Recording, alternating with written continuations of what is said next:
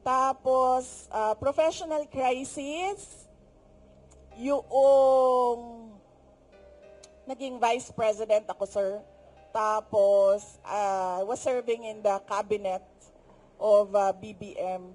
At nagtataka ako, bakit ako inaatake? Wala naman akong ginagawa. Nagtatrabaho lang ako.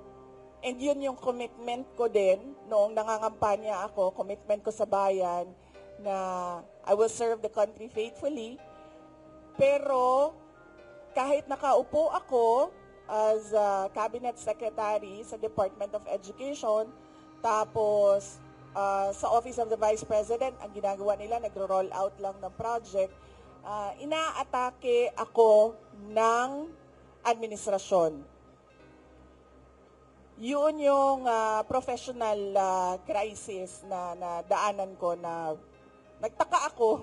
Took me a while. It took me a while to realize my worth and value as a government official na hindi dapat ganito ang ginagawa sa akin kasi wala naman akong ginagawang masama sa administrasyon man, kay BBM man, o kahit kanino man. Kaya medyo tumagal din ng ilang buwan bago ako nag-decide na hindi tama yung ginagawa sa akin, hindi tama yung ginagawa sa opisina na kung saan ako nakaupo, at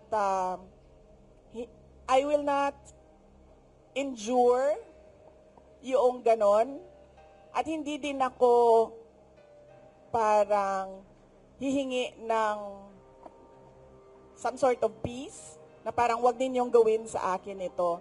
Ang desisyon ko was, aalis ako, ituloy nyo lang kung ano yung gusto nyong gawin.